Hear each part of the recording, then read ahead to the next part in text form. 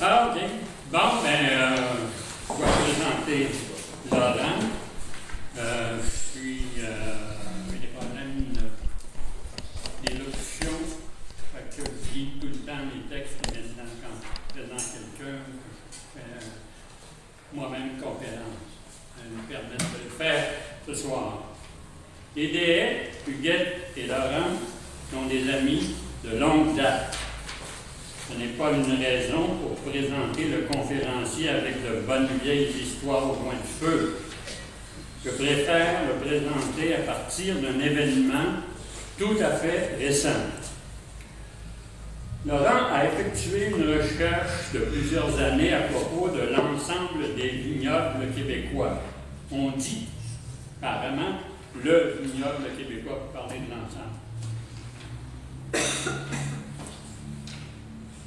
Récemment, j'en ai pris une connaissance bien modeste grâce à son texte sur les vins du Québec. J'y ai trouvé un cas de géographie humaine passionnant pour les philosophes. J'explique en quelques mots.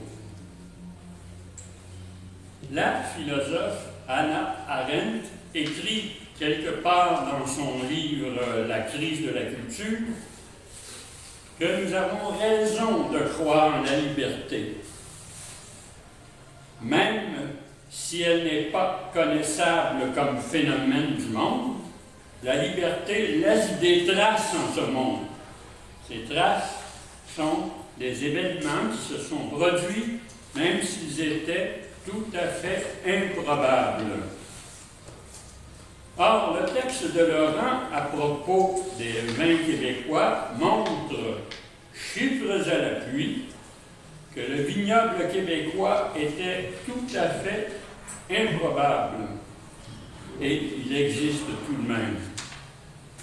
Conclusion, la géographie est une vraie science humaine, car tout en restant fidèle, et pour ça, je suis certain que Laurent l'est, tout en restant fidèle à la méthode scientifique, elle comprend un phénomène comme le vignoble québécois, en y voyant une trace de la liberté humaine. C'est un petit peu comme si le géographe disait, en voyant un phénomène comme le vignoble québécois, la liberté est passée par là. Merci, Luc.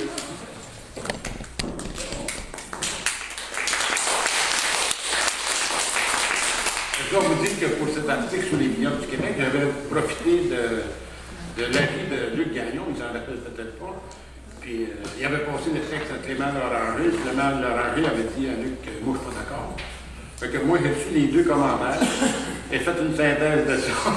Je sais pas si elle est bonne, mais en tout cas, ils m'ont aidé comme philosophe. Je voulais dire merci aussi à Yvon pour son invitation, son professionnalisme dans tout ce qu'il a fait pour me rejoindre puis m'achaler tant qu'il pouvait. J'aurais aimé vous parler de la géographie du monde. J'aurais aimé ça vous en parler. Par contre, je voudrais vous parler plutôt du monde de la géographie, qui est tout à fait différent. Parce que si vous avez parlé de la géographie du monde, arrêtez à traiter un sujet comme celui-ci. Vous savez, on a toujours parlé des manuels, des intellectuels. Je dirais qu'il y a une troisième catégorie maintenant, des virtuels. Je pense surtout à mes petits-enfants. Et je crois qu'à l'avenir, le virtuel va sauver le monde, la géographie du monde. Donc, je n'étais pas préparé pour vous présenter ça, mais je voulais plutôt vous parler de l'évolution de la géographie en général, surtout la géographie française et américaine.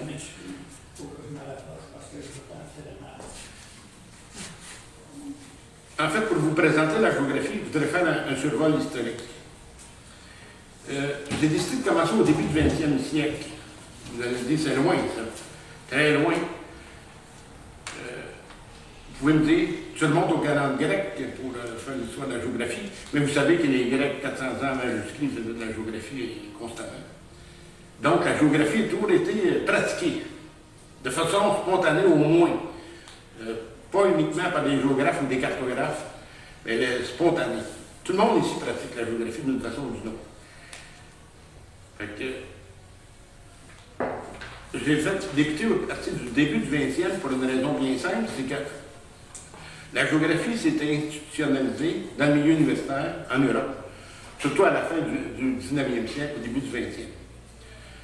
Le fondateur de la géographie française, Vidal de Lablache, qui inspire la première période que je vais vous présenter, la géographie régionale. Au Québec, par contre, l'institutionnalisation a suivi 40 ans plus tard, en 1946, mais sous l'influence de la géographie française. Moi, j'ai distingué 3 périodes. Une première période qui s'appelle la géographie traditionnelle, qui va de 1900 à 1965. C'est des périodes approximatives, vous savez. Vous allez comprendre plus tard à la fin de mon exposé. Ensuite, il y a une période de 65 à 85, l'analyse spatiale. Une dernière période que moi j'ai appelée la géographie relationnelle. C'est à partir de 85, donc jusqu'à nos jours, à mon point de vue. Moi, je dois vous dire que j'ai participé aux 3 périodes. Avant, j'ai commencé mes études universitaires en géographie de l'Université Laval en 1966. J'étais dans la période de la géographie traditionnelle. J'avoue que j'étais vraiment déçu comme étudiant parce qu'on faisait de la géographie que je trouvais plus ou moins utile.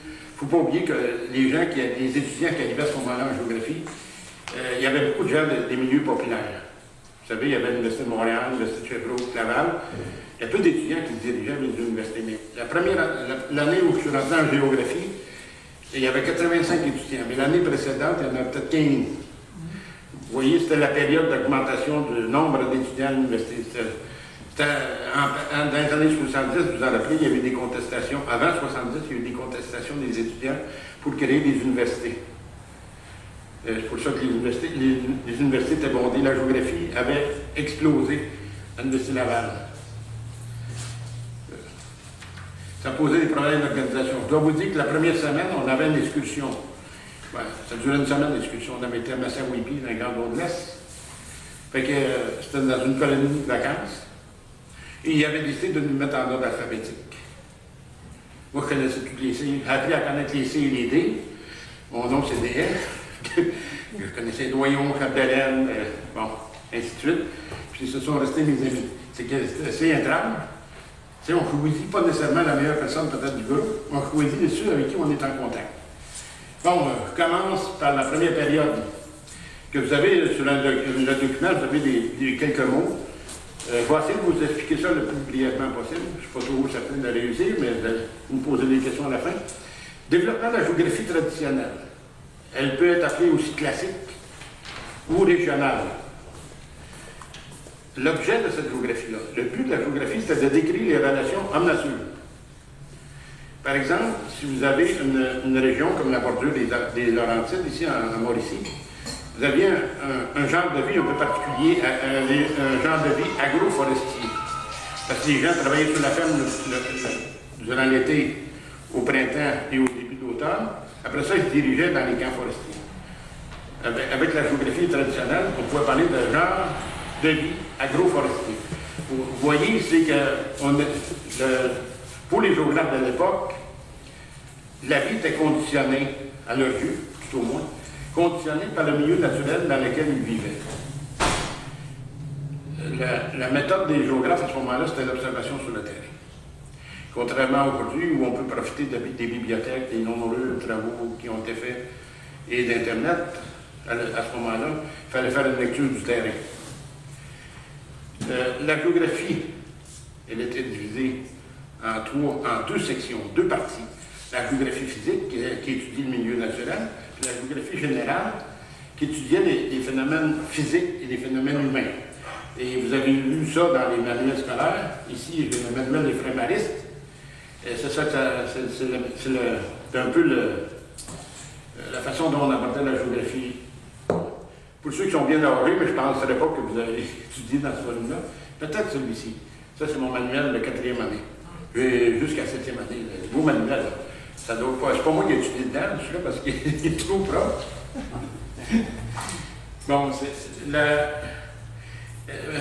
vous donne la façon de procéder des géographes. Ici, j'ai un livre qui s'appelle L'Ouest du Canada, le centre du Canada français. C'est écrit par Raoul Blanchard, qui est un géographe français qui est venu dans les années 40. Ici. Puis là, il a décrit le Québec, tout le Québec, toutes les régions du Québec ont été décrites. Ici, vous avez la partie qui concerne la Mauricie et le centre du Québec. Et comment il a procédé? Il a d'abord défini une zone naturelle, et là, il a décidé d'étudier les relations entre le milieu physique et les activités humaines. Ça, c'est, si vous voulez, c'est le premier type de géographie qui a existé, pensée par les universitaires, dont Vidal de Lablache. Cette géographie avait des contraintes. D'abord, la contrainte du déterminisme naturel, c'est que les géographes véhiculaient l'idée que l'aménagement est conditionné par le milieu naturel. On va voir tantôt que c'est pas tellement vrai. Et ensuite, il y avait la dichotomie homme-nature. C'est qu'on fait une fracture entre les deux, entre l'homme et la nature. On a considéré que la géographie traditionnelle aussi était une géographie à tiroir, étant donné qu'on commençait par étudier le milieu naturel. Il y avait d'abord la géologie, la géomorphologie ou le relief, le climat, l'hydrologie, les fleuves, après ça, les activités humaines. La géographie avait tendance à être à tiroir. On a souvent reproché à cette géographie d'avoir un caractère figé. C'était peu dynamique dans son analyse. En fait, on faisait des monographies régionales. Là, cette géographie-là a décliné après la guerre. Il y a eu une période d'arrêt, si vous voulez, dans la production, évidemment, durant la période de guerre. Beaucoup de géographes se sont trouvés sous le terrain de la guerre, en Europe notamment. Au Québec, on n'avait pas commencé encore à faire... on avait commencé à faire une géographie universitaire, mais c'était assez sporadique. Bon, pour le déclin de la géographie traditionnelle, c'est de 1945 à 1965. Là, il y a deux tendances dans cette évolution-là. Il y en a qui continuent la géographie régionale. Au lieu d'étudier, les géographes se sont spécialisés dans des régions. Au lieu d'étudier les grandes régions comme au début, parce que les pionniers ont étudié les grands territoires, après ça, les autres géographes sont venus après et ont étudié les plus petits territoires. Mais vous savez, quand même, qu'on divisait l'espace en multiples divisions, à un moment donné, ça devient plate, à mon point de vue. Puis, il n'y avait pas de répétition, on ne pouvait pas répéter les travaux. Par exemple, Blanchard, qui a fait son étude sur le Québec, c'est difficile de répéter ça en Ontario. C'est pas le même milieu naturel, pas les mêmes, ça va être la même méthode, mais c'est pas le même milieu naturel. Donc, c'était difficile de trouver des lois dans l'organisation du territoire. Bon, comme je vous disais, il y a deux visions, deux filons. La géographie a commencé, la géographie traditionnelle a été contestée, là, parce qu'elle n'était pas... elle ne posait pas assez de questionnement. Il y avait des difficultés à reproduire les études. Il y avait une absence de questionnement. Fait que... il y avait des gens qui critiquaient. Ils savaient pas, les géographes ne savaient pas trop où aller, mais ils étaient forts sur la critique de la période, la première période, 1900-1945. Par contre, Pierre-Georges, qui est un géographe qui était très productif. Moi, je l'ai eu comme, j'ai eu Pierre-Georges comme dans les manuels, vous savez. Et quand j'étais étudiant à l'Université Laval, moi, je trouvais que c'était des manuels plates, je m'excuse, mais c'était plate. Géographie de l'URSS, moi, ça ne me donnait rien. C'était sûr, c'était bon pour ma culture personnelle, mais moi, je pensais davantage peut-être à l'emploi à ce moment-là, comme bien les étudiants aujourd'hui, mais c'était moins pire. Mais j'ai relu Pierre-Georges, parce que Pierre-Georges, ça ne fait pas longtemps qu'il est décédé. On m'a demandé de produire un texte sur Pierre-Georges, et je vous ai souviens, là où s'est aperçu d'une chose, c'est que Pierre-Georges avait bonifié la géographie de la première période. Lui, il dit que la géographie régionale doit être dynamique. Elle doit étudier les mécanismes du système économique. Il ne faut pas oublier que la guerre a détruit l'Europe. Fait que les territoires avaient changé. Les territoires avaient changé avec la guerre. L'Europe devait être reconstruite. Et à ce moment-là, on ne pouvait plus parler de genre de vie. Pierre-Georges a dit, on va parler plutôt de mode de vie. Mais il restait quand même avec la même méthode. Là. Donc, il a fait des géographies du Québec, il a fait des géographies de l'URSS, de l'Europe, en tout cas, ça continuait. Mais ça, c'est pas des travaux je dirais, de nature scientifique comme telle. C'est des travaux qui sont pour la culture générale.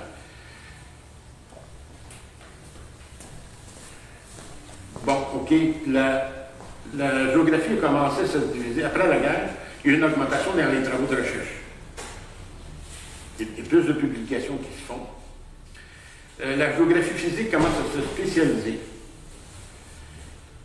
Tandis que la géographie humaine élargit ses champs d'intérêt.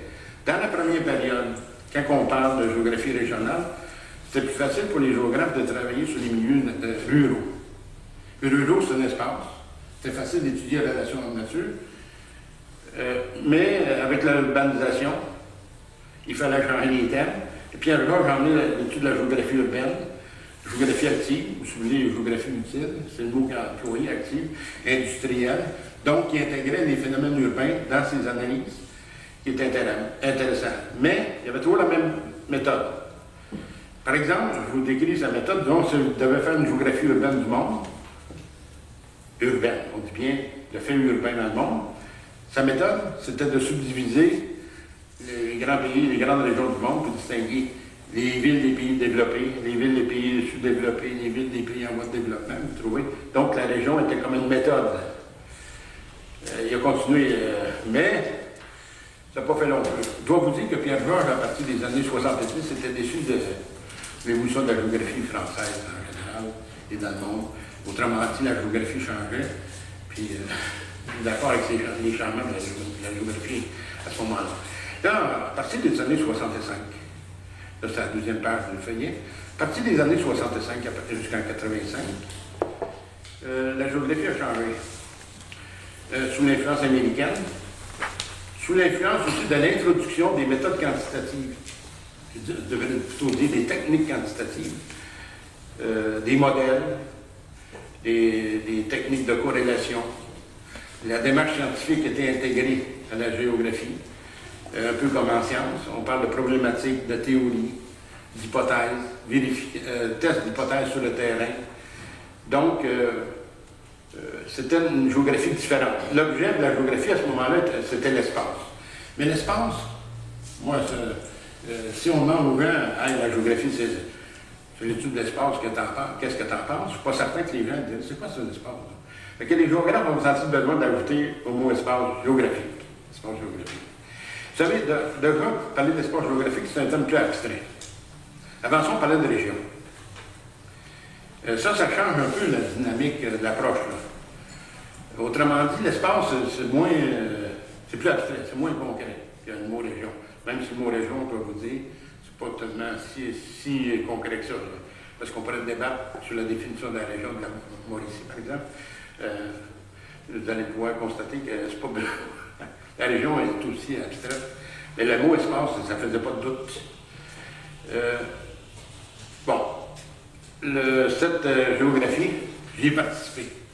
En 1973, il y a un livre qui paraît, il y a une traduction d'un livre de Peter Haggett, britannique. Il y a écrit un livre qui s'appelle L'analyse spatiale en géographie humaine. Là, j'étais à Rouen, puis là, je me dirigeais vers les études de doctorat. Quand j'ai lu le livre, c'est ça la géographie, ça c'est le fun.